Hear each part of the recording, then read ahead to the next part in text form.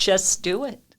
Don't ask for permission. Don't look for someone to say, I need you to volunteer here, or I need you to do that. Do it.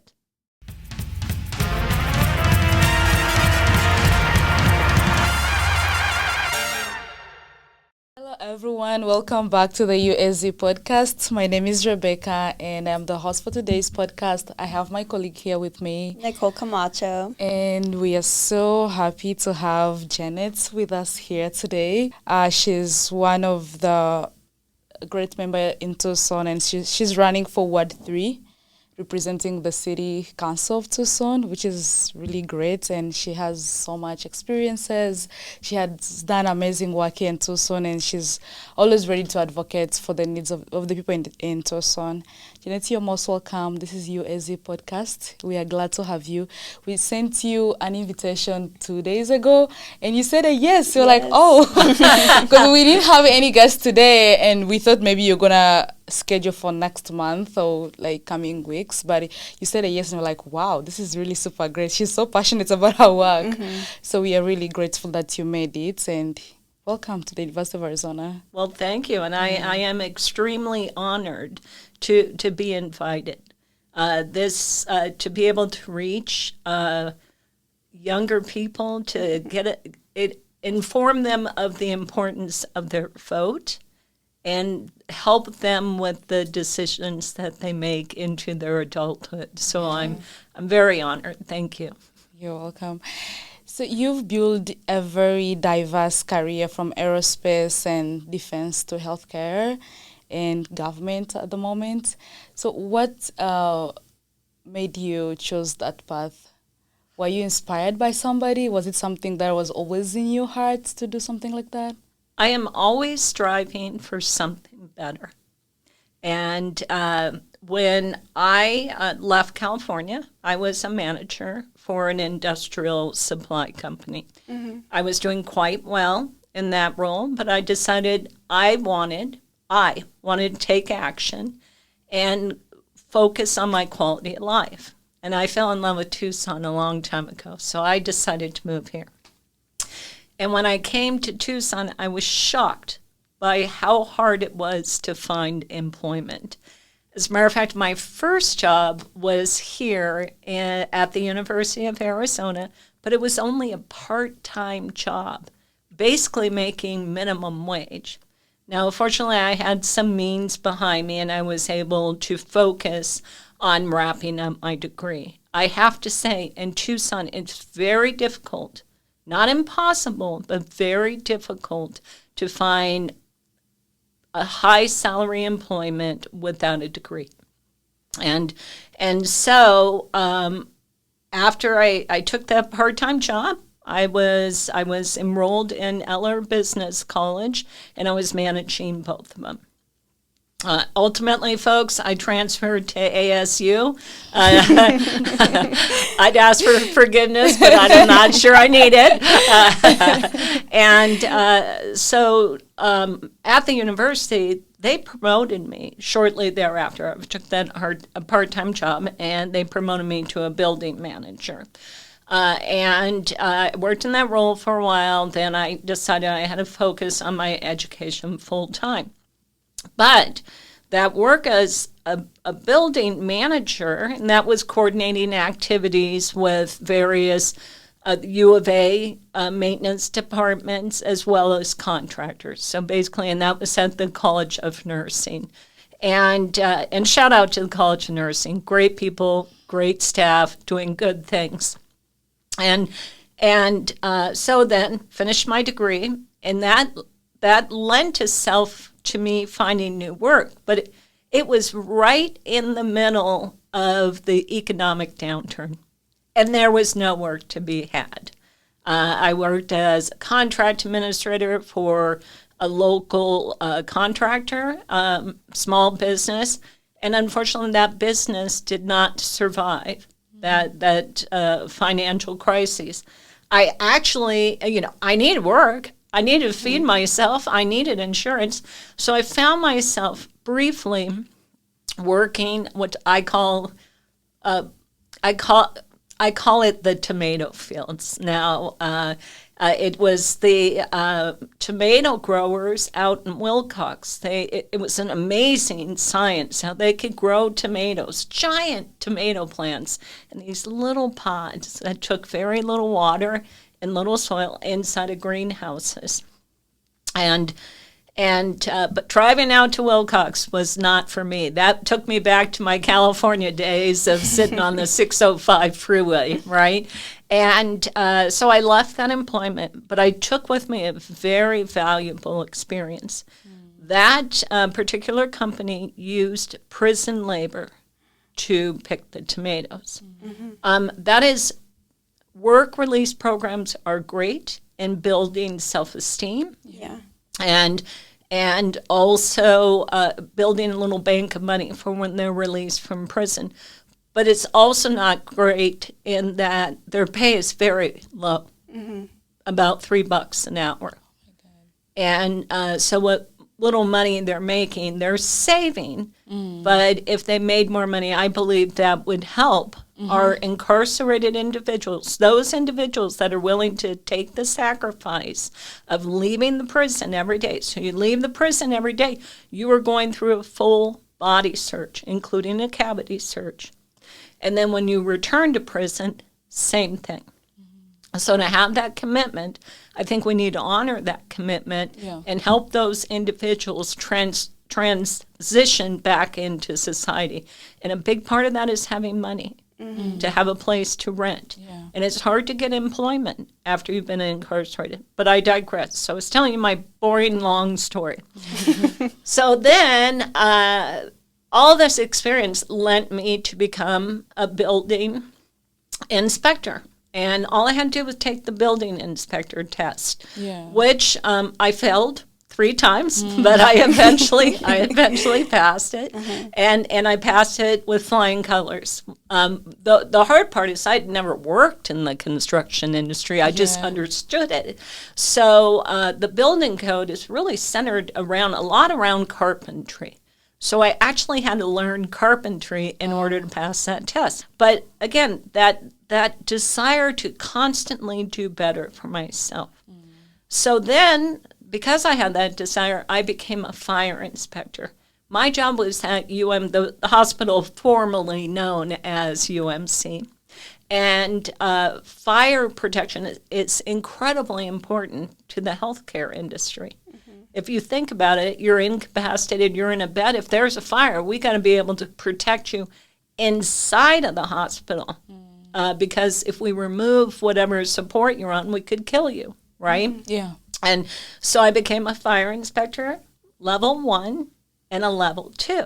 Again, constantly looking for that improvement. And I believe immensely in each one of us taking accountability for our own lives and making those changes that make that life better. So one day I was there up on top of the Diamond Children's Medical Center, 15 stories up, and I had my hard hat on out on the scaffold where I was supposed to be. And I looked over and my hard hat fell off. But okay, to be fair, it probably should have been tightened down a little harder, but my hair looked great. And so it fell off, and I watched it go down those 15 stories. Yeah. And I thought, do I really want to be doing this the rest of my life? And so I made another change. And I went to Sandra Day O'Connor College of Law. This time it was an online program. And I obtained a master in legal studies with an emphasis in intellectual property. I now do contracts administration. I'm a contracts manager. It's what I enjoy. Rebecca asked me if I think she was trying to admonish me, but she was telling me, don't worry, you could come back to school and you could go here at the U of A. So I'm like, I think I'm making improvements elsewhere. I've put in my time. And so that's what I do. And then finally, the most recent diverse change in my professional experience, and I believe it to be a professional requirement, is running for office. And same thing. I looked around and I said, I don't like what's happening in Tucson. And I decided to run for office, and I ran for mayor. I ran for supervisor, District 3, and now I'm running for council. To your audience, I'm very tired. I'm looking for someone to take up the reins and run for office themselves.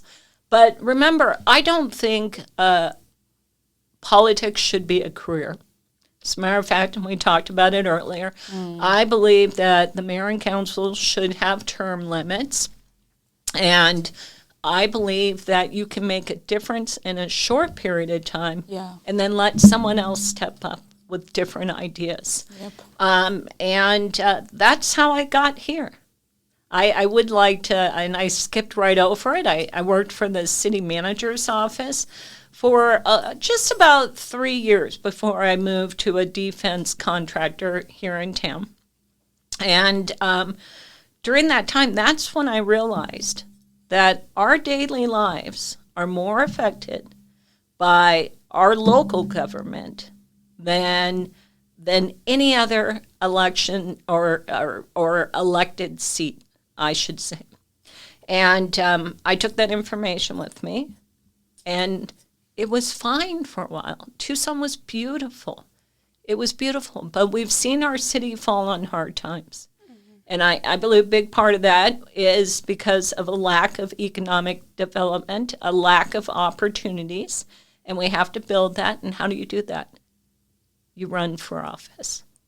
And so here I am. And when you're a viewing audience or listening or however means you're looking at this, thinks about what can I do better? I say, just do it. Yeah. Ask questions later, do it. Don't ask for permission. Get involved and make that difference. Be that difference. Sure. I like how you said, like, the mayor and the other political leaders should always have at least limit term for serving the service in the office that they do, because like it's not like they're doing a bad job, but like when you do something over and over again, people even get tired of what you're doing. You know, even the best dancer always leaves the stage at some point. Even if you love the person so much, you always want to see in your face at some point. But also, like, when you're bringing in initiatives, if you serve only like for 2 years or 3 years and do a better job, that's great. When somebody else comes in, they bring a new perspective and new ideas also to the same issues that are affecting the community. Because it's not like it's only one person who has all the ideas to make these changes. Other people are also there with great ideas. So when you don't allow those fresh ideas as well, the city doesn't develop. We remain on the same thing, because you serving for more than 5 years, you still bring in your very experiences. You keep on building on that, and if that isn't helping the city to develop, we'll remain stagnant for a long period of time. Yeah, and another fallout from unlimited terms is individuals start making decisions based on political gain versus what's right for their community. And I believe one of those topics here in Tucson is fare free transit. There's a certain demographic that wants that to continue forever, but we've seen where it's shuttled crime throughout our communities. Yeah. It's a known phenomenon. We've seen where our bus drivers are being attacked, or people are using drugs on those buses. Yeah. Those same buses that children and the elderly are riding. And it's time to take decisive action. You know, frankly, if I get elected, I don't care if you elect me again. I am going to be the voice of the concerned people of Tucson. For sure. And in Ward 3. And when I talk about being your voice, and I'm going to speak specifically to people who have ignored their ballot, I can't be your voice if you don't vote. And we've seen in Ward 3 in particular where 85705 zip code is one of the poorest districts in all of the United States. They don't vote. So there's no motivation from an unlimited mayor and council, unlimited terms, to focus on those people. We've also seen multiple homeless encampments being allowed in Ward 3. Yeah. and so on and so forth. And now they're focused on middle housing, which in my opinion is not a good plan. I won't tell your audience how to vote, but I'm a hard no on 417. Middle housing.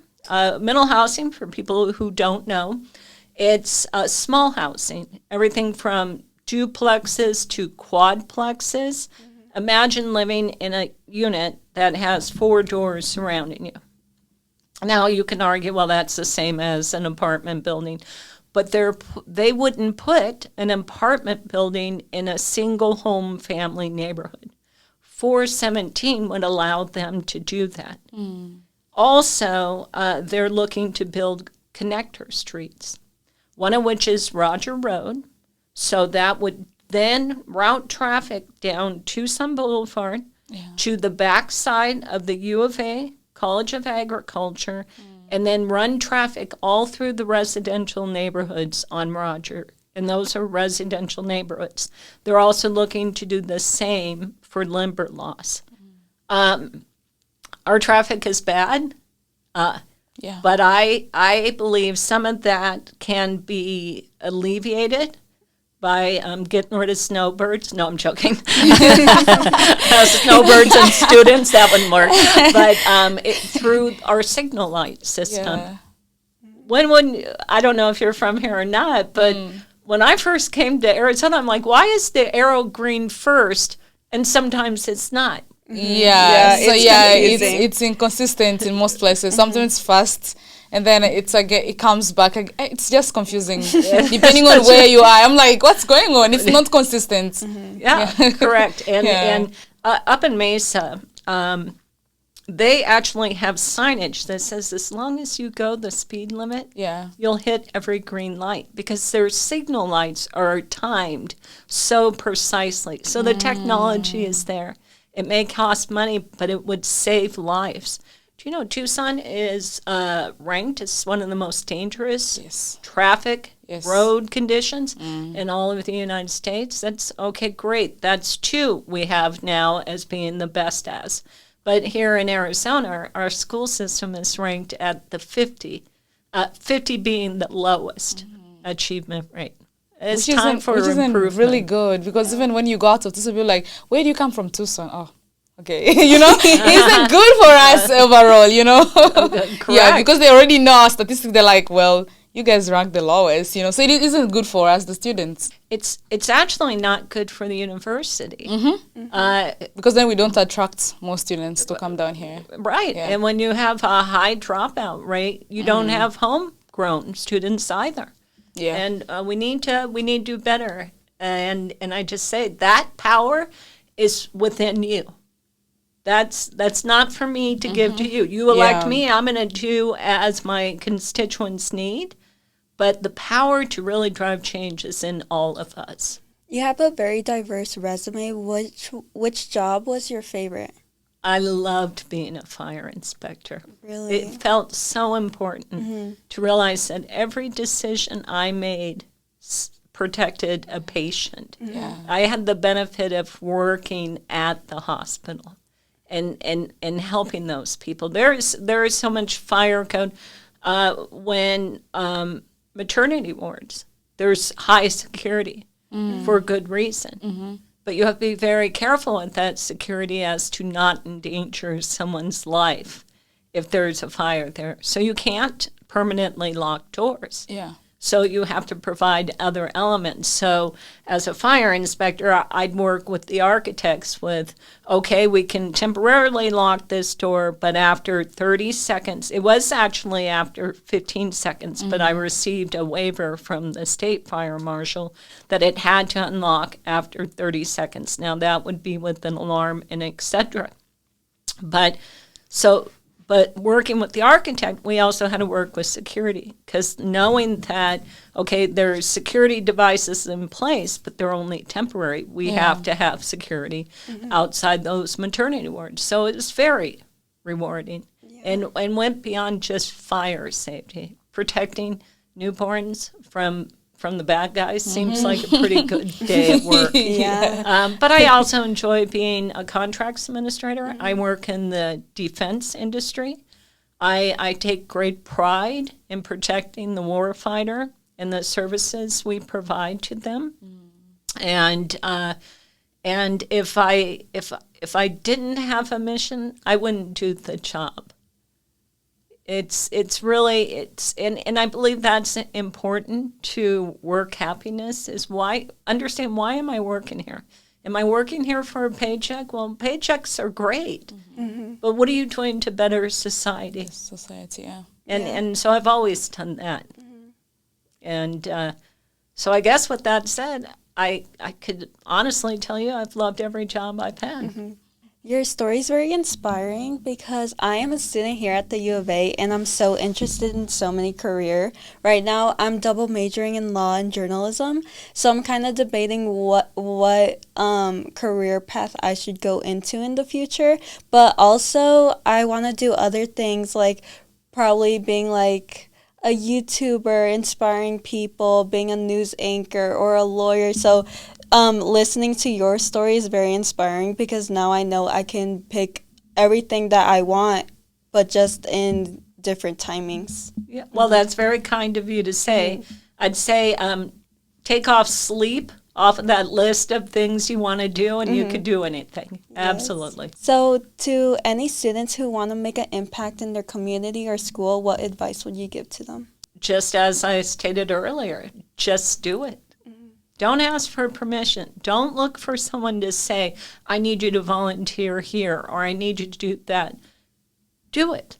It's all within your control. But also I'd say, get rid of all of the anger in your life. Yelling and screaming about the injustice of the world will do nothing to impact those injustices. It'll do nothing to have a positive impact. Burning down buildings, screaming horrible words on X or Facebook, or I hope I'm not violating any copyright rules or anything, right? But that does nothing. Use positivity to drive change.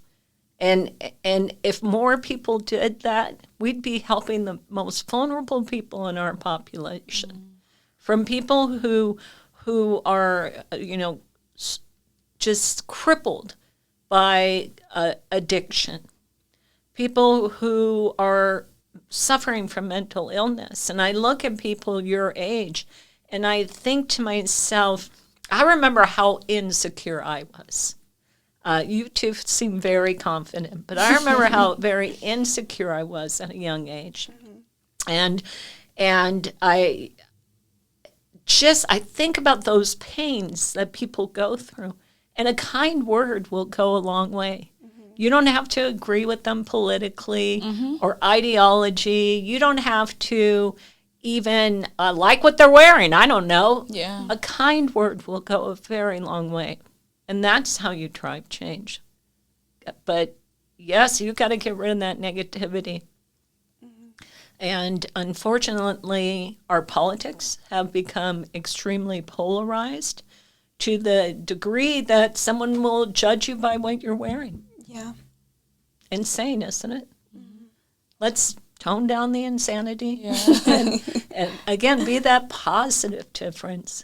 That is really very important because I've seen people here in the state as well or other states whereby like when they're angry about something politically, see them protesting, moving around, disrupting and buildings burning down, facilities. I've seen countries whereby like they go on and burn the whole embassy, they burn the airports, and sometimes these airports are constructed by international organizations or international businesses with different agreements. And when they destroy such a big airport or a big facility, they destroy their own community because their governments are going to pay for that. And where does the money comes from? The taxes. So instead of you guys like you're not developing in any way because you're demolishing what you guys have built.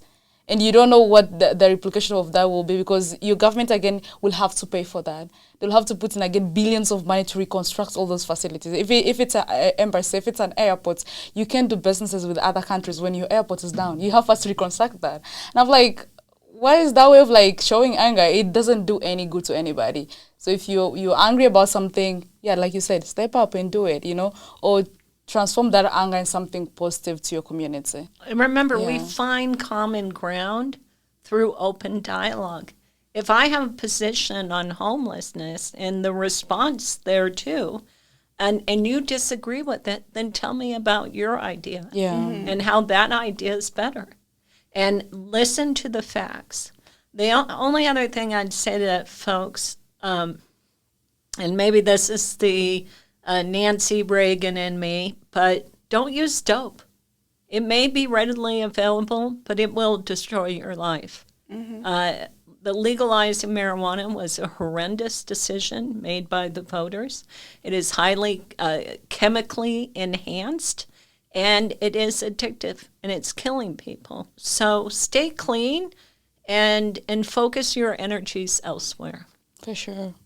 I know you've answered this question in so many ways, but as someone who has you're deeply committed to a thriving Tucson and a community overall, what do you think are the most powerful ways students can build a stronger, safer, and more connected communities besides stepping up and living that example, right? Don't get sucked into the hate, but volunteer.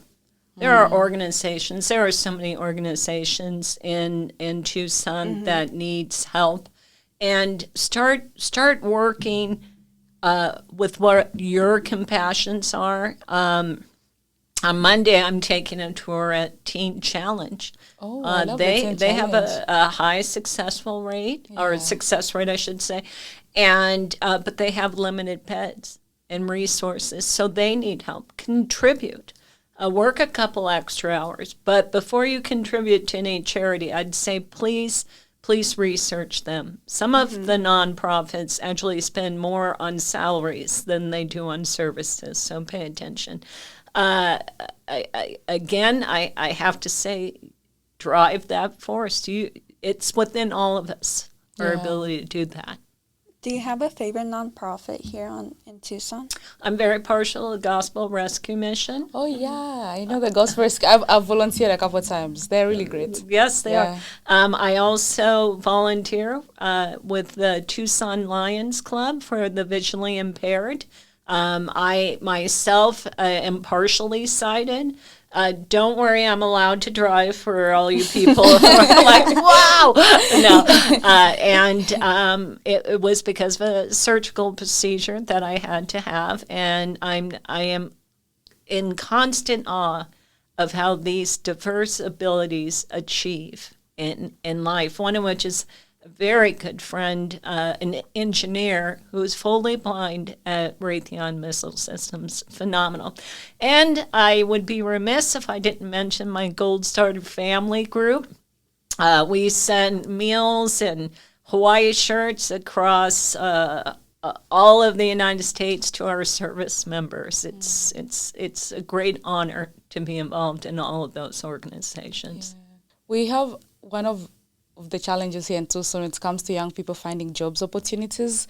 It's one of the biggest challenges because right now I'm a senior, I'm graduating this May, and I've been looking around, where can I work, because I'm doing political science with a focus on international affairs, and I want to work for something like international or for an embassy.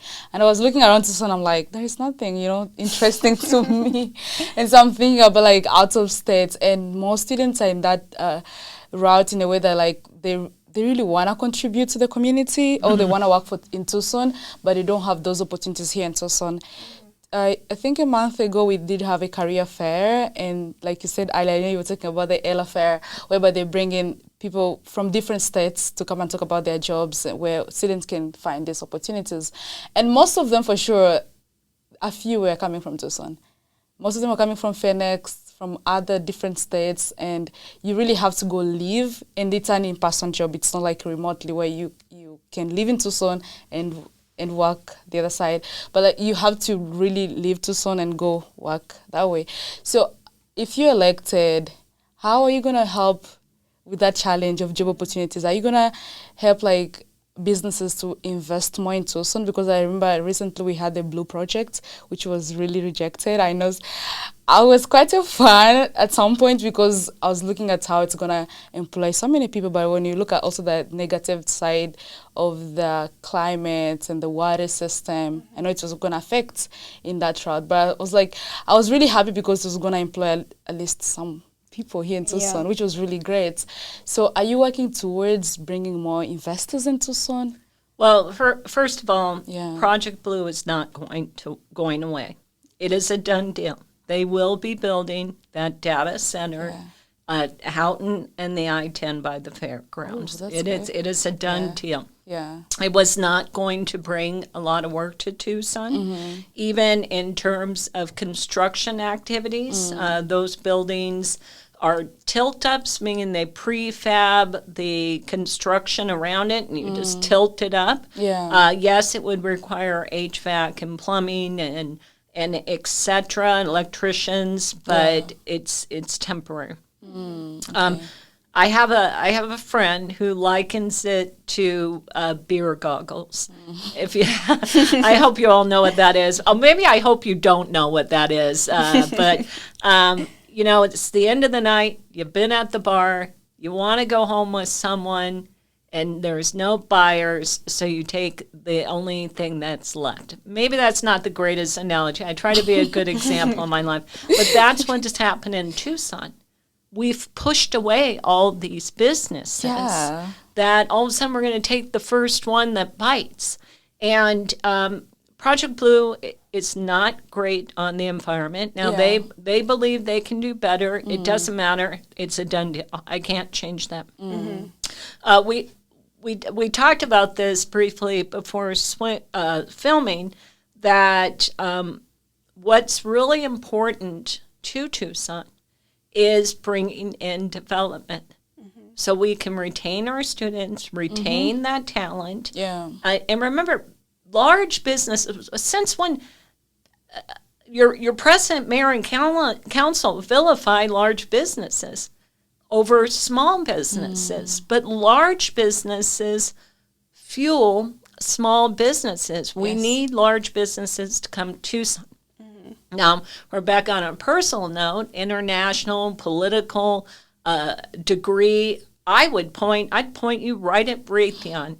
They have an export-import company, department, that works specifically with our allies. It's very detailed work, and then you can graduate into somewhere else. Stay in Tucson. We need you in Tucson. But it's really hard. So here's the chicken before the egg part. Yeah. It's really hard to attract businesses when our school districts are ranked so poorly. But thankfully, we have charter schools stemming up everywhere, and that's improving that calculation there. It's also really hard to attract families when we have bad roads, high crimes, and a homelessness epidemic. So you have to work them equally, but not so much in a way you're not adequately funding any one of those efforts. So if you look at the City of Tucson breakout of their budget, it's actually hard to understand, and the reason for that is they lump everything into a bucket. Climate initiatives get kind of bucketed in with environmental services. Environmental services is our trash and recycling program. Yep. And so the city has all these different programs, and they want to make everyone happy, and I get that. But our city charter calls out for three specific required spending: public safety, roads, and parks and rec. So what we have to do is we have to say, well, we have a $2.4 billion budget. Mind you, that's been doubled in under 4 years. It was previously $1.2 billion, but they somehow have a $37 million shortage. And so to help compensate for that, they continually push these propositions saying, give us more money, with no return on investment.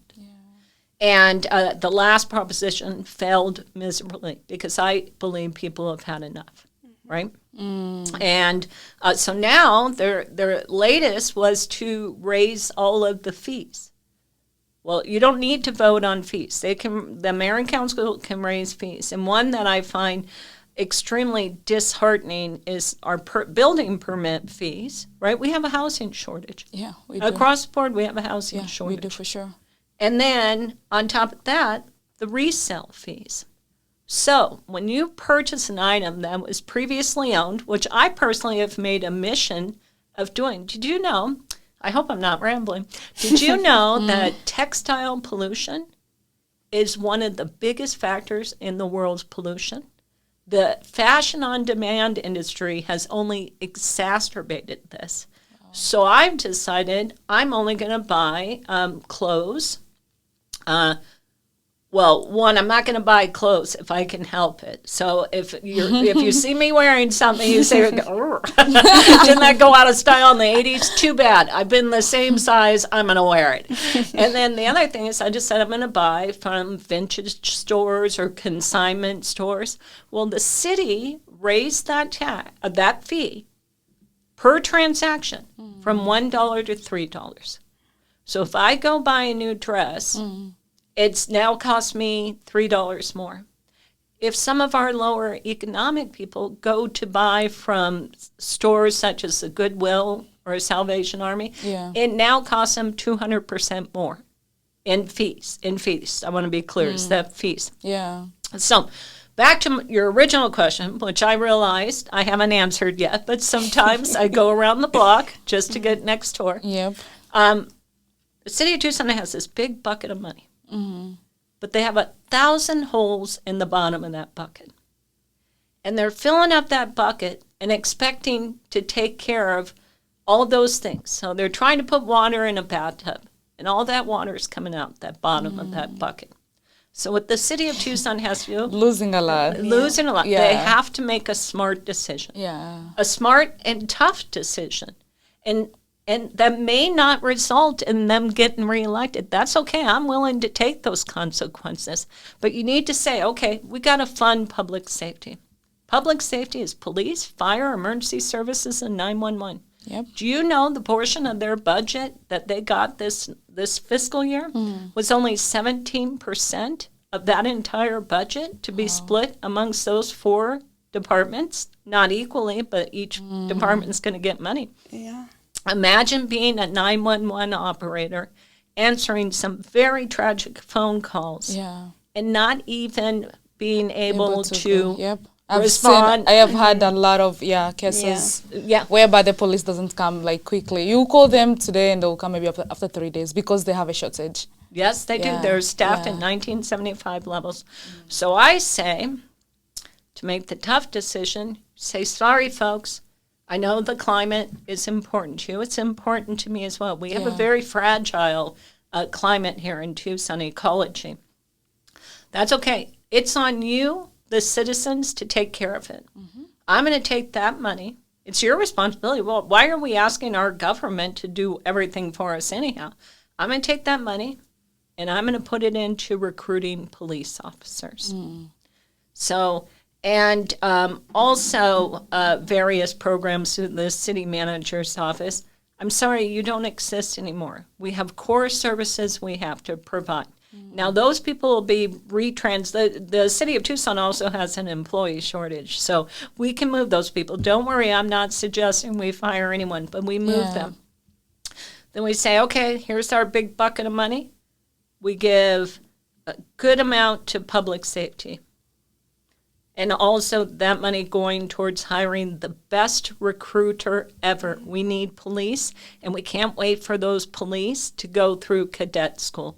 We got to recruit from other states, other cities. And we got to be prepared to pay them a lot of money and pay that recruiter a lot of money. Then we take another chunk of the money. No more asking for special taxes to pay for our roads. No, this is part of our charter. And we pay for the roads. Then you take the rest of the money, because we don't have to worry about parks, because Proposition, I think it was 107, was approved, and we have grant money for our parks, right? Or Proposition money for our parks. So we don't have to worry about that. So we take the remaining money and we put it towards those services we need and the support services we need that aren't necessarily called out for by the charter. Then we fix our police department. We can say goodbye to our recruitment cost, right? We can say goodbye to a high number of cadet costs. You know, a number of our cadets are recruited by other cities upon graduation, and it's the top cadets. So we get rid of our recruiters, we get rid of some of our cadet costs, and then we could take that money and equipment costs. Fire department is grossly under-equipped, or I don't even know how to say that. Their equipment is falling apart. We'll say it that way. Yeah. But we bought all those things. Now we can take that money, and maybe we could put a little bit back into climate. Maybe we could put a little bit back into these other nice-to-have services.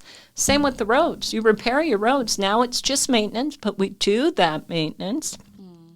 And we also make really smart decisions when we're repairing our roads. Yeah. And that is, if we got the road torn up, why don't we check and see if we need to replace the pipes underneath? You know, and so anyhow, that's the way to look at the budget. It's tough. And I guarantee it is, and it's a long way to go. I know. Yeah, it's a long way to go. It needs like a collective. It's not a one person's duty to do, but a collective body to work on it. Yes. Yeah. And so that collective body happens when you have diversity of thought. Yes. I'm not said right now you have a one-party rule. It's 100% Democrat on the mayor and council. I'm not suggesting that it should be 100% Republican. It has to be diverse, yeah. It has to be diverse. Yep. Because conversation, it motivates solutions and differences of ideas. Yes. I've always said about the homelessness crises, maybe we ought to say, hey, folks, what we've been doing hasn't worked.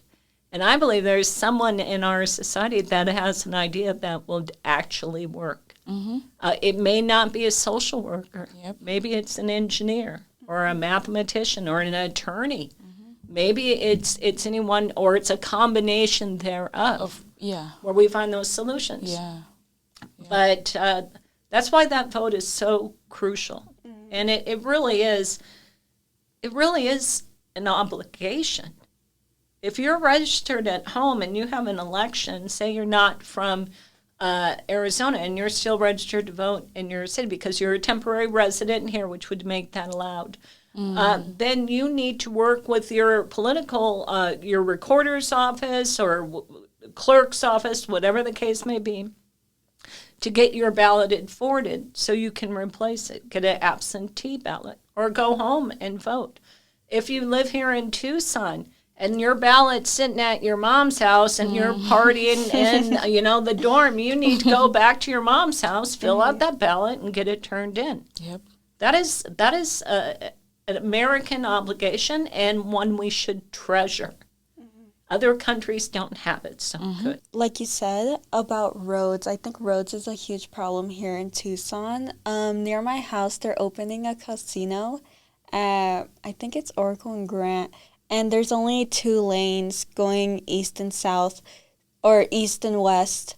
And it's going to be a lot of traffic once that casino opens up because a lot of people go there. So fixing those roads, making the roads even bigger, more lanes for more people and less traffic would be so amazing for the Tucson community. Yeah, and one thing, when RTA passed, Regional Transportation Authority passed, the city voters, it's multi-cities, right? It's a collective. They voted for specific projects to happen, and that has been ignored. The people should be outraged. They should be outraged. Instead of building out 3 lanes across, they're building 2 lanes and a bike lane. We didn't vote on that bike lane. I like biking personally. But right now, let's put that on the back burner. You're right. I hit a pothole the other day, and I swear it chipped my tooth. I bounced so much. But if we center our spending accordingly, we'd be better off. And not have to add additional tax just to get something that was already called out by the city charter. It is a huge problem. I would say I'm not a fan of the casinos. Casinos have never made anyone rich. Yep. And they may employ people, and I'll give them that, but it's never made anyone rich. And as a human, as a Christian, as I like to believe a loving person, I worry about our society for this need for instant gratification, especially with allowing online gambling. What a bad choice. People can get addicted to gambling just as they can drugs. These things should never have been entered into our society. You want to gamble, go to Vegas, have a good time. I think Vegas would appreciate it. They're hurting. But I don't love the casino. As a side note, I know it's not a part of your roads, but look at that area. That area is a very quaint area, a big quaint part of Tucson. Yeah. And those communities, if we built them up, and now they have big giant high-rise in their middle of their neighborhoods, also not a good plan. Yeah. And in the south, the roads are very tight. I think it's only 2 lanes. Yeah. Because there's a bike route. Did people vote for that or no? But no? Okay. It's a decision made by the mayor and council. I lie. I do believe it was voted in a package. That's why you have to be very careful about understanding your propositions in totality. But those, what they call road diets, are really putting that pinch on our traffic flow. Yeah. And so the solution is now to run more roads through residential neighborhoods. I hate to, by the way, I'm looking at the two of your faces and I feel like I'm being a bummer. I don't mean to be a bummer. It's just time to take action. Yeah. It's time to take reasonable action and demand change. And if you think about it, when you add a bike lane to a road designated for vehicular traffic, and I think when you're talking there around 12th, where it's 2 lanes and all of a sudden it pinches down to that 1 lane or a lane and a half or whatever, you're endangering our bike riders. There's an awful lot of white bikes around Tucson. My sister said, "Why are there so many white bikes? What are they?" She was just here. I said, "Those are dead bike riders." And she's like, "Really?" And I go, "Yes. Those are dead bike riders because our roads are unsafe." The Rito, or the loop, if you want to call it, would be great if we could secure it and protect it so our lives are not in danger when they ride them. And then have perhaps a couple bike lanes, but I would say that goes on the back burner. But I would also add, when cars are idling, when they're stuck in traffic, they're creating more emissions. Oh, yeah. And if it's a bus, that bus is creating a lot of emissions. So it's not, sometimes we rush to solutions without thinking of the consequences. This is particularly true of the climate alarmists and of course, deniers. We got to be realistic. Our Earth is hurting from our actions. But when you take actions such as adding windmills that kill our bird life, particularly raptors, which then upsets the whole food chain. Yeah. And or solar panels, same thing. That's like an oven. That sun reflecting off of those panels. Yeah. And more recently, Kevin Dahl has advocated for an ordinance that requires rainwater harvesting. Well, it seems like a good idea, doesn't it? We collect our rainwater. Well, what about our delicate plant life and wildlife that's dependent on that runoff? The Santa Cruz River. Yeah. Saguaro cactus. Cactus roots, I almost called them veins, cactus roots grow outward to collect the water as they can. They don't grow down. And so what may seem like a good idea was not well thought out. And now our sorors are dying. Our wildlife isn't. They're asking you to put out buckets of water. Our groundwater is disappearing. So we got to think through those decisions. Yeah. And again, I'll say it boils down to you and me being responsible people. I hate to tell this to your podcast, and I know I have a little more liberties because this isn't radio. It's not FCC mandated or whatever. But I'll tell you, I don't flush the toilet every time I go to the bathroom. You don't need to know that, but you know why I do that? Because I don't want to waste water. Or I keep a bucket in my shower so I don't run that water down the drain. That's my decision. Oh, that's smart. that's my responsibility. Yeah. But when you have a government that says, well, you just have to do it this way, you've taken away that responsibility. And I also believe that's a problem in our society. No one feels that anything is their fault. But all of our actions have consequences. Yeah. Sometimes they're good. Sometimes they're bad consequences. But every action has a consequence. Yes, every action has a consequence. Good or bad, it has a consequence. And whatever motivations you have, but it does have a consequence. And it impacts people in different ways. And I like how you said, like, everybody has power to take action, because sometimes we also forget that we have that power and leave it all in the hands of the policymakers or the politicians. Are like, oh, they are really bad. What are you doing about it? You know, because we all can take action in different ways. You can tweet about it in a responsible way. You can write articles about it. You can do more research. You can come up with ideas. And the other thing that I've seen also, like you said, is that people come up with solutions before understanding the consequences of those solutions or the effects. Solutions are really good. It's great to have great solutions, but sometimes they may have very bad effects in 20 years from now. And so people forget that, and they jump steps. And when they do that, the community suffers from what they have come up with. So how do you really stay motivated and connected? Because you're super busy sometimes, and you have so much great ideas. You're working on other projects as well. How do you keep yourself motivated? My higher power motivates me. Yeah. My Lord and Savior, Jesus Christ, my family, my community. Yeah. I'm not concerned about your political concern, your persuasions. I'm not concerned about what you do for a living. I'm concerned about you as an individual.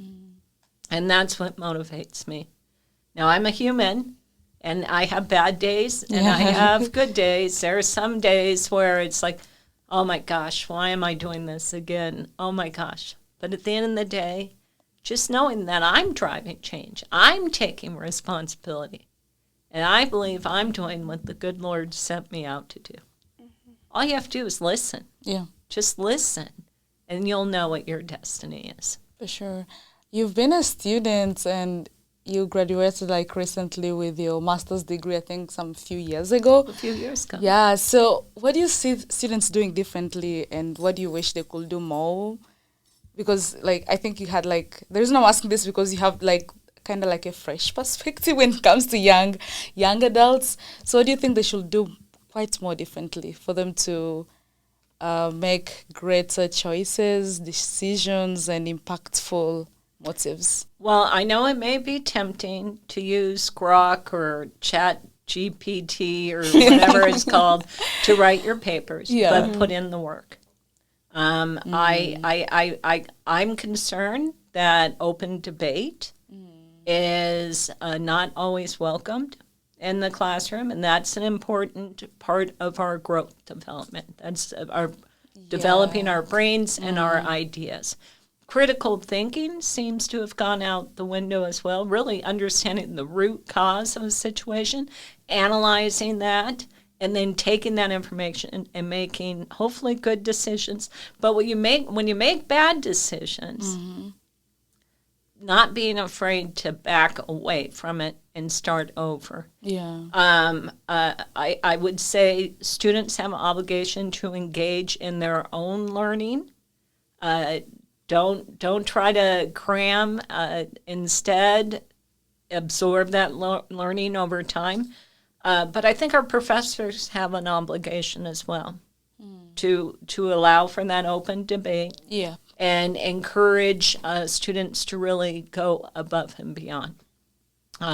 So it was certainly a different world with my master's because it was online, and that online is very convenient for working adult. Yeah, working adults, yeah. But that in-classroom experience, it's not replaced. You lose when you're, and I say this in working remotely as well. And it's an option. It's an option for Tucsonans. There's still remote work out there. Mm-hmm. I work remotely, full admission. I work out of a different state. I actually was able to secure a high salary increase because I went to another state. Yeah. But I've engaged my time doing other things, right? I've gotten more involved in my community. But what is lost with remote anything is that spontaneous learning. When someone asks a question and you get to hear that question, you get to hear the discussion and the answer. There's questions that you're not being exposed to via the remote environment. That's true. Yeah. And so I would like to see more convenient classrooms for working adults and even students who have to work. Not as we were talking about this earlier. Yeah. College education has gotten ridiculously expensive. Yeah. And I don't believe every job requires a college education, but somehow that has become the gold standard, right? But when I first went back to school, when I was all grown up, I started in my 30s. I went to University of Laverne, just a small college, it's a law college out of California. And they had Friday evening and Saturday classes that I was able to take. I had that in-classroom experience, and it was an expedited schedule, but we don't need to spend, when I first came in the whole University of Arizona, I'm like, semester, oh my God, what is it, like 16 weeks? I got it already. You don't need to drill it in, you know? So I would like to see more of that, more convenience, but less online. And if it's online, I also feel like they should have more Zoom classroom based. Yeah.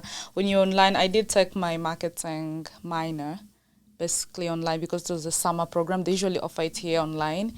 And yeah, we had group discussions since it's marketing.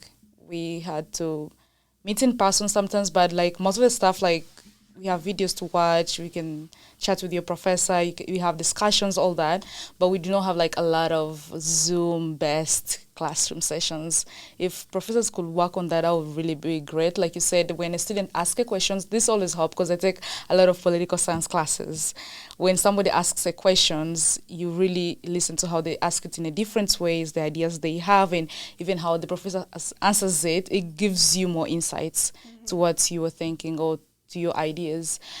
I have my sister here too, and she's triple majoring, and one of her majors is political science. And she's like, I wish more professors could allow us to discuss issues that are affecting different countries, the states, and the political government, like in class. That would really be cool because each time, like, you ask a question and it's kind of, if it's prompts to a discussion, the professor will always cut it short because he's quite afraid of, like, the political motivations of each student, so they try to cut those short. And if you want to really dive deep, you go to their office hours.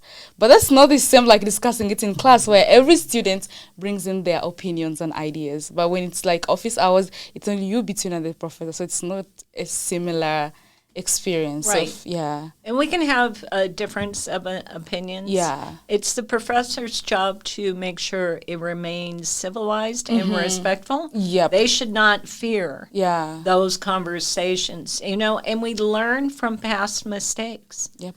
I, as a high school student, I was an exchange student in Germany. Oh. And I studied in a little town called Goslar, which was just outside the East German lines.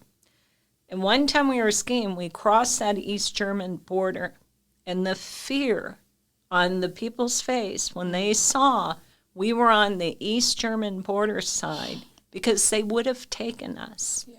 And it was utter panic, and I took that with me. But then later in my term as a student, we went to East Berlin on the other side of the wall, and the repression and depression those people were living in was tragic. And yet we don't talk about it. We need to learn from our mistakes as well. And although our mistake wasn't East Berlin, it was someone's mistake. And they held people prisoner in their own country. Thank you so much, Janet, for coming on the podcast. We are coming to the end of the episode. We have one last question for you. Okay. Which is, what is your vision for Tucson's future, and how do you see the next generation of leaders playing a role of achieving it? Well, my biggest mission for Tucson is economic stability. An environment that would motivate those students who would otherwise drop out of high school to stay in high school. A competition, a workplace competition where the employers are fighting for the employee, not the other way around, right? And I would expect that other up-and-coming candidates would have that same vision. But that's not always the case. Have you heard Keep Tucson Small? There was actually an initiative to not allow for growth in Tucson. Oh, and as such, it drove our poverty level up. High. Yep. Yeah. So I would say what I envision of up-and-coming individuals is to be really smart about who you elect. Don't always run with your heart. Run with the facts. And I think that makes sense because, like, when you look at Tucson, it's really, really very small. And if people can vote for that, I know most people, like, who have lived here for more than 20 years, maybe they really want to keep it small in the sense that they love the way it is and they don't want it to grow more, and they love the community aspect, but also forgetting that we're evolving each day and the world is always different. If you put in like constructive view whereby like we are always evolving, we always need new ideas, new perspective. And so when you're allowing other people, you're allowing other businesses to come in, that's what helps the community to grow. When you continue allowing the community to just remain small, you're losing out a lot of people, a lot of great students, a lot of great young people who can support the community to grow. Even your own young kids wouldn't want to live here in Tucson if it just remains the same. They want to go to bigger states, bigger cities, and they have that experience if they can't have it here in Tucson. So we are losing the community that you thought you're going to have for yourself. You're even losing it because when you have this young people, when they grow up, they'll into young adults, they all want to move out and they want to come back again maybe when they are older. So it's really not helping out. No. Yeah, it's not helping out in any way. So I love the idea that you have whereby you have to allow growth and being smart of who you vote, not just because you like the person on a personal level, but what are you envisioning for the next 20 years? What are you envisioning for the young generations? Yeah. Well, and if you think about it, it's like keeping Tucson small, that ship has already sailed. We have people moving here all the time. That's why we have a housing shortage. The snowbirds. Yeah, we have a housing shortage. Yeah. And so one of the things we see associated with that housing shortage is upper income individuals move here. They want to buy a luxury home. There's no property. There is no, yep. And there's no luxury home, so they move into a middle class neighborhood. And what they do is a term called mansioning. They renovate that home inside and out, driving up the property values now in the middle. And the cycle continues, so on and so forth. Yeah. And why wouldn't we? So I'm sorry, I want to make sure I get to your question. So then the younger generation, they can't afford to buy a home here. They can't, yeah. And they're not getting paid here. Yeah. So why wouldn't they leave? So then we can't bring big business here because we don't have a talent pool. Yeah, all the young people have already left. Yeah, You know? yeah. So if elected, I would propose waiving all building permit fees, and any unnecessary requirements associated with construction. The International Code Council, they're very detailed, and they tell you exactly what rules you have to follow to build a home. But the city of Tucson adds things to them. So we need to open that up, but we also need to allow for building on different lands. Now that has come down from the state level. So we then drive down housing affordability. But the most important thing we can do for our young people is bringing in big business, taking advantage of the land we have that we can allocate to them, but also making a smart decision. So to me, when I said all that, that sounds a little bit like a non-answer. Because I'm telling you we need to do this, but I haven't told you how we would do it. Mm-hmm. I think Tucson, in partnership with the University of, I almost said Laverne, my old alma mater, University of Arizona, Pima Community College, should strive to make Tucson a mecca for the defense industry. We have several defense industry companies here in Tucson, and we should try to grow those businesses and keep our engineers here. Mm-hmm. And again, I'll point to your experience, Rebecca, in that there's room for non-engineers to be hired by these industries. Yeah. Unfortunately, we're not going to end every war in the world. Yep. We're not. Mm-hmm. And we also need to build defense so that we are protected. Yes. And just like Huntsville, Alabama, that's a mecca for the defense industry, the science industry. NASA's out of there. We need to do that here in Tucson. That's what I would propose. Mm-hmm. Raytheon, you want to grow? Grow. Yeah. How can we help you? Yep. Northrop Grumman, you want to come here? How can we help you?